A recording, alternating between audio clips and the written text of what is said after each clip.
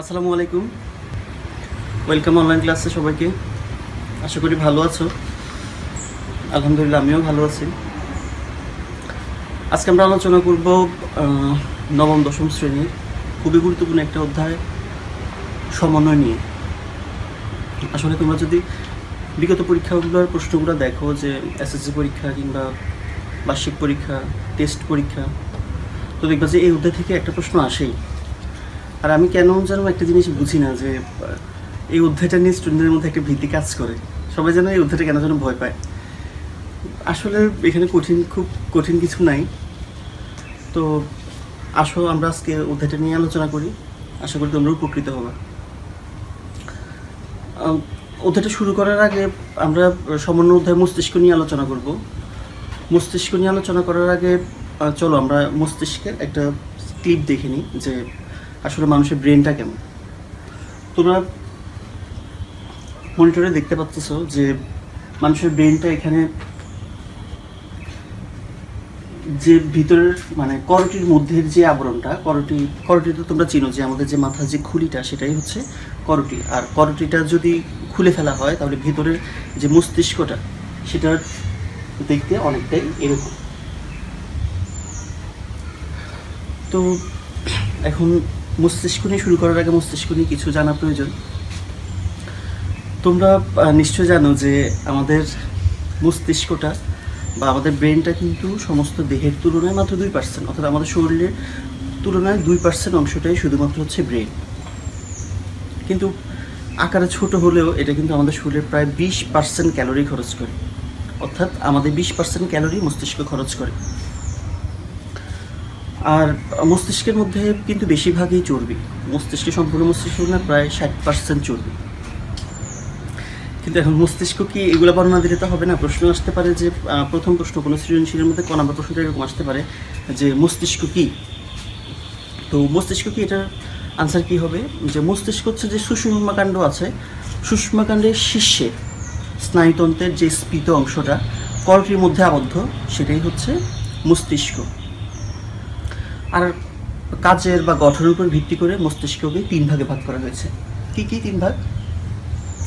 এক হচ্ছে অগ্র মস্তিষ্ক, অর্থাৎ যে অগ্র বানাতে বুঝতে পারছেন, যে সামনের যে অংশটা সেটা হচ্ছে অগ্র মস্তিষ্ক, আর মাঝখানের যে অংশটা সেটা হচ্ছে মধ্য মস্তিষ্ক, আর একটা হচ্ছে পশ্চাৎ মস্তিষ্ক। অগ্র মস্তিষ্ক, মধ্য মস্তিষ্ক, পশ্চাৎ মস্তিষ্ক। তো আসো আমরা প্রথমে অগ্র মস্তিষ্ক সম্পর্কে একটু আলোচনা করি, যে অগ্র মস্তিষ্ক কি বা অগ্র মস্তিষ্ক কাকে বলে, অগ্র মস্তিষ্কের বর্ণনা। অগ্র মস্তিষ্কটা আসলে মস্তিষ্কের প্রধান অংশটা, আমি মনে করি যে মস্তিষ্কের মূল অংশটা আয়তনে কিন্তু অগ্র মস্তিষ্কের সবচেয়ে বড়। আর অগ্র মস্তিষ্ককে গুরু মস্তিষ্ক বলা হয়।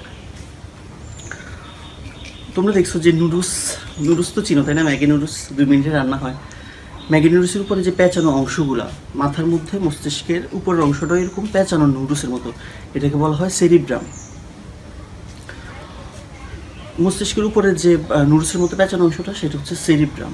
আর এই যে সেরিব্রাম, তোমরা জাম্বুরা কিংবা কমলা কোষ খোলার সময় দেখো যে জাম্বুরা বা কমলা 2টা কোষ একসাথে যুক্ত থাকে। আর আমরা যখন জাম্বুরা বা কমলা খাই তখন 2টা কোষ আলাদা করি। সেম আমাদের মস্তিষ্কের অগ্র মস্তিষ্কটাও একই রকমভাবে, যে 2টা পার্ট থাকে। 2টা পার্টের একটা, এগুলোকে কী বলে যথাক্রমে ডাল সেরিব্রাল হেমিস্ফিয়ার আর হচ্ছে বাম সেরিব্রাল হেমিস্ফিয়ার। ডান সেরিব্রাল হেমিস্ফিয়ার আর বাম সেরিব্রাল হেমিস্ফিয়ার কিন্তু সম্পূর্ণ 2টা আলাদা অংশ, জাম্বুরা 2টা কোষের মতো, কিন্তু একসাথে সংযুক্ত থাকার কালেও 2টার মাঝখানে কর্পাস ক্যালোসাম নামক এক ধরনের নিউরন দ্বারা 2টা সংযুক্ত থাকে। এই নিউরনটা দ্বারা 2টা সংযুক্ত থাকে। আর অগ্র মস্তিষ্কের উপরে যে অংশটা, এটা কিন্তু ঢেউতলা। ঢেউতলা বলতে ঢেউতলা তো বুঝতেই পারতেছো তোমরা, উপরের অগ্র মস্তিষ্কের উপরের অংশটা ঢেউতলা, এটা কর্টেক্স বলে। এই অংশটাকে কর্টেক্স বলে। আর কর্টেক্সটা হচ্ছে স্নায়ুতন্ত্রের যে স্নায়ুটা আছে। তোমরা তো স্নায়ুতন্ত্র দেখছো যে নিউরন, এই যে এটা হচ্ছে একটা নিউরনের ছবি। নিউরনের মধ্যে কিন্তু আবার 2টা অংশ, যে তোমরা জানো যে কোষ দেহ আর একটা হচ্ছে অ্যাক্সন। তো আর এই কর্টেক্সটা, অর্থাৎ কর্টেক্সের যে উপরের অংশটা, ঢেউতলা যে উপরের কর্টেক্সের উপরের অংশটা হচ্ছে নিউরনের কোষ দেহ নিয়ে তৈরি, যার কারণে এটা অনেকটা ধূসর বর্ণের হয় বা গ্রে ম্যাটার। ধূসর বর্ণের অংশটাকে গ্রে ম্যাটার বলে। আর ভিতরের যে অভ্যন্তরীণ যে অংশটা, মস্তিষ্কের যে অভ্যন্তরীণ অংশটা, ওইটা হচ্ছে স্নায়ুতন্তু দিয়ে গঠিত, অর্থাৎ অ্যাক্সন দিয়ে গঠিত, অর্থাৎ অ্যাক্সন দিয়ে যেহেতু গঠিত, যার কারণে এটা সাদা বর্ণের হয়, এটা হচ্ছে হোয়াইট ম্যাটার। আর জাম্বুরা কিংবা কমলার কোষের উপরে যে একটা পাতলা পর্দা দ্বারা থাকে, তোমরা দেখছো কিনা জানি না, যে জাম্বুরার রসালো অংশটা কিন্তু একটা কোষের ভিতরে থাকে, আর তার উপরে একটা আবরণ থাকে, আবরণ দিয়ে পেঁচানো থাকে। সেম আমাদের মস্তিষ্কের অগ্রমস্তিষ্কটা এরকম, এটা মেনেঞ্জেস নামক এক ধরনের পর্দা দ্বারা আবৃত থাকে। আর অগ্রমস্তিষ্কের কাজ কি? অগ্রমস্তিষ্কের কাজ হচ্ছে চিন্তা চেতনা, জ্ঞান, আমাদের উচ্ছিক পেশি নিয়ন্ত্রণ করা, এগুলো হচ্ছে অগ্রমস্তিষ্কের কাজ। তবে এই যে বলছিলাম যে দুইটা অংশ, যে সেরিব্রালগুলো, একটা হচ্ছে ডান সেরিব্রাল হেমিস্ফিয়ার, একটা হচ্ছে বাম সেরিব্রাল হেমিস্ফিয়ার। সাধারণত মানুষের বাম সেরিব্রাল হেমিস্ফিয়ারটা বেশি শক্তিশালী হয়, কারণ তোমরা জানো যে ডান সেরিব্রাল হেমিস্ফিয়ারটা দেহের বাম অংশটা নিয়ন্ত্রণ করে, আর বাম সেরিব্রাল হেমিস্ফিয়ারটা দেহের ডান অংশ নিয়ন্ত্রণ করে। তো যেহেতু আমরা ডান হাত দিয়ে বেশি কাজ করি, আমাদের দেহের ডান অংশটা বেশি সচল, যার কারণে আমাদের বাম সেরিব্রাল হেমিস্ফিয়ারটা বেশি শক্তিশালী। এটা হচ্ছে অগ্রমস্তিষ্কের বর্ণনা। মধ্যমস্তিষ্ক নিয়ে আমাদের বইয়ে আসলে তেমন কিছু লেখা নেই, তারপরেও বলছি মধ্যমস্তিষ্ক নিয়ে। মধ্যমস্তিষ্কটা হচ্ছে যে অগ্রমস্তিষ্ক, এই যে অগ্রমস্তিষ্ক আর হচ্ছে পশ্চাৎ মস্তিষ্ক, অগ্রমস্তিষ্ক এবং পশ্চাৎ মস্তিষ্কের যে সংযোগ স্থলটা, যেটা সংযোগ স্থাপন করছে, সেটাই হচ্ছে মধ্যমস্তিষ্ক। মধ্যমস্তিষ্ক কিন্তু আবার 3 ভাগে ভাগ করা হয়েছে, যদি 3 ভাগগুলো আমাদের বইয়ে নাই, তবু হচ্ছে এগুলো হচ্ছে যে 3 ভাগে মধ্যমস্তিষ্কের ভাগ করা হয়েছে, একটা হচ্ছে সেরিব্রাল প্যারাকল, আর একটা হচ্ছে কর্পোরা কোয়াড্রাজেমিনা, আরেকটা হচ্ছে সেরিব্রাম একুইডাক্ট। এই 3টা ভাগে ভাগ করা হয়েছে। তো মধ্যমস্তিষ্কের কাজ কি? মধ্যমস্তিষ্ক হচ্ছে আমাদের কোনো কিছু দেখতে সাহায্য করে, দর্শনে সহায়তা করে, আবার আমাদের শ্রবণে সহায়তা করে, এবং কি দর্শন এবং শ্রবণের মধ্যে সমন্বয় সাধন করে। দর্শন এবং শ্রবণের মধ্যে সমন্বয় সাধন মানে, ধরো তোমরা এখন আমার ভিডিওটা দেখতেছো, আবার আমি যে কথাগুলো বলতেছি তোমরা আবার এই কথাগুলোই শুনতেছো। এই যে ভিডিওটা দেখতেছো এবং আমার কথাগুলো শুনতেছো, দেখা এবং শোনার মধ্যে কিন্তু তোমরা একটা জিনিস ম্যাচিং করে নিতেছো, যে প্রথম ভিডিওটা দেখতেছো এবং শুনতেছো, দেখে শুনে বুঝতেছো। এই যে দেখা এবং শুনে একসাথে দুইটা কাজ হচ্ছে, দুইটার মধ্যে যে সমন্বয় সাধন করা, সেটা হচ্ছে মধ্য মস্তিষ্কের কাজ। তারপর হচ্ছে পশ্চাৎ মস্তিষ্ক। পশ্চাৎ মস্তিষ্ক আসলে খুব গুরুত্বপূর্ণ একটা মস্তিষ্কের পার্ট। পশ্চাৎ মস্তিষ্কটা আবার কিন্তু 3টা ভাগে ভাগ করা হচ্ছে, মানে 3টা অংশ নিয়ে গঠিত। 3টা ভাগে ভাগ করা হয়নি, 3টা অংশ নিয়ে গঠিত। কী কী? একটা হচ্ছে পন্স, একটা হচ্ছে সেরিবেলাম, আর একটা হচ্ছে মেডুলা অবলঙ্গাটা। এবং এখানে কিন্তু আবার একটা খুব গুরুত্বপূর্ণ প্রশ্ন প্রায় আসতে আমি দেখছি, সেটা হচ্ছে যে পন্স কি? পন্স হচ্ছে এই অংশটা, দেখো এই যে অংশটা আমরা ভিডিওতে দেখতে পাচ্ছি, এই অংশটা হচ্ছে পন্স। এখন পন্সের সংজ্ঞা কী হবে তাহলে? পন্সের আসলে সঠিক সংজ্ঞাটা দেওয়া খুব, সঠিক সংজ্ঞা বলতে এভাবে কোনো সংজ্ঞা পন্সের নেই। তারপরে তোমরা যদি বলো যে পন্স হচ্ছে পশ্চাৎ মস্তিষ্কের একটা অংশ, কেমন অংশ? মোচক আকৃতির একটা অংশ।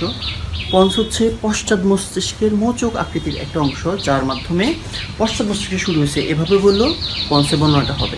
আর পন্স যেখানে শেষ হয়েছে, অর্থাৎ পন্সের গঠন যেখানে শেষ, সেখান থেকে কিন্তু মেডুলা অবলঙ্গাটা শুরু। তোমরা জানো যে এর আগের অধ্যায়, অর্থাৎ 9ম অধ্যায়ে আমরা পড়ছিলাম কঙ্কালের গঠনের মধ্যে যে করটিক স্নায়ু, করটিক, আমরা বিভিন্ন হাড়গুলোর নাম পড়ছিলাম, তার উপরে যে মাথার হাড়গুলা, সেগুলোর নাম ছিল করটি। আর করটির ভিতরেই কিন্তু পশ্চাৎ মস্তিষ্কটা করটির ভিতরেই থাকে, তাই না? আর করটিক স্নায়ু, যার কারণে আমাদের দেহে প্রায় 12 জোড়া করটিক স্নায়ু আমাদের মস্তিষ্ক থেকে বের হয়েছে, তার মধ্যে 8 জোড়া করটিক স্নায়ুই কিন্তু মেডুলা অবলঙ্গটা থেকে বের হয়েছে। আর মেডুলা অবলঙ্গটা থেকে এই স্নায়ুগুলো যতক্ষণ আমাদের মুখে, তারপর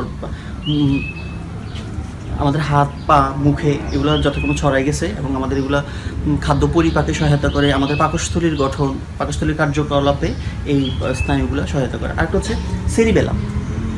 দেখো আমি অগ্রমস্তিষ্কের মধ্যে বলছিলাম যে সেরিব্রামের কথা বলছিলাম, কিন্তু এখানে বলছি সেরিবেলাম। সেরিব্রাম আর সেরিবেলাম কিন্তু দুটো শুনতে একই রকম, তাই না? তো এখানে কিন্তু একটা প্রশ্ন আসতে পারে যে সেরিব্রাম এবং সেরিবেলামের মধ্যে পার্থক্য কী? সেরিব্রাম এবং সেরিব্রালামের মধ্যে আসলে মিলগুলো অনেকটা একই রকম। যেমন অগ্র মস্তিষ্ক কিন্তু দুই ভাগে ভাগ করা ছিল, একটা হোয়াইট ম্যাটার একটা গ্রে ম্যাটার। এখানেও সেম একই রকম, সেরিবেলামটাও একই রকম, যে একটা হোয়াইট ম্যাটার আছে একটা গ্রে ম্যাটার আছে দুইটা ভাগে, এবং একটা ছিল ধূসর বর্ণের একটা ছিল সাদা বর্ণের। এখানেও সেম একই রকম, যে একটা ধূসর বর্ণের একটা সাদা বর্ণের। এগুলো হচ্ছে সেরিবেলাম এবং সেরিব্রামের মধ্যে মিল। তাহলে অমিলগুলা কোথায়? সেরিব্রাম আর সেরিবেলামের মধ্যে অমিল আছে। অমিল হচ্ছে কাজের দিক থেকে। অর্থাৎ আমি বলছিলাম যে অগ্র মস্তিষ্কটা আমাদের চিন্তা, আমাদের জ্ঞান, তারপর ঐচ্ছিক পেশির নিয়ন্ত্রণ, এগুলো কাজ করে। আর সেরিবেলামটা কী করে? সেরিবেলামটা হচ্ছে আমাদের দেহের ভারসাম্য রক্ষা করে। দেহের ভারসাম্যটা কি? দেহের ভারসাম্যটা এই যে আমি দাঁড়াই আছি, দেখো আমি এখন দাঁড়াই আছি কিন্তু আমি পড়ে যাচ্ছি না। এই যে আমার সঠিকভাবে সোজা দাঁড়াই থাকাটা, এটাই হচ্ছে ভারসাম্য। তোমরা দেখবা যে একটা শিশু যখন ছোটোবেলায় হাঁটে, সে কিন্তু একটু দুই পা হেঁটে আবার পড়ে যায়, তাই না? অর্থাৎ তার দেহের ভারসাম্যটা ঠিক নেই, অর্থাৎ তার সেরিবেলামটা তখন তত বেশি উন্নত না। যখন তার সেরিবেলামটা আস্তে আস্তে উন্নত হয়, তখন কিন্তু সে আমাদের মতোই এভাবে সঠিকভাবে দাঁড়াইতে পারে। আবার অনেক সময় আমাদের ক্ষেত্রে এরকম হয়, শুধু শিশুর ক্ষেত্রে যে এরকম হয় তা না, যে চলতি বাস থেকে নামার সময় হয়তো যে আমরা চলতি বাস থেকে নামতেছি, দেখা গেলো যে চলতি বাস থেকে নামার সময় দুই পা সামনে যে হঠাৎ করে পড়ে যেতে চাই, অনেক সময় পড়েও যায়।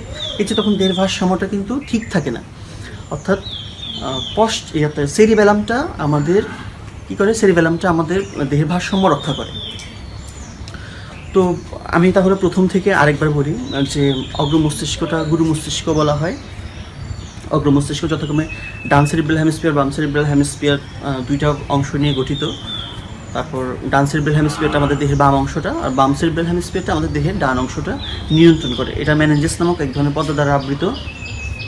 আর এই যে ডাল সেরিব্রাল আর বাম সেরিব্রাল হেমিস্ফিয়ারের মাঝখানে বলছিলাম যে সংযোগ কী দ্বারা সংযোগ হয়েছে? কার্পাস ক্যালোসাম নামক এক ধরনের নিউরন দ্বারা দুইটা সংযুক্ত হয়েছে। আর এটার কাজ হচ্ছে আমাদের চিন্তা চেতনা, স্মৃতি, জ্ঞান এগুলা নিয়ন্ত্রণ করা।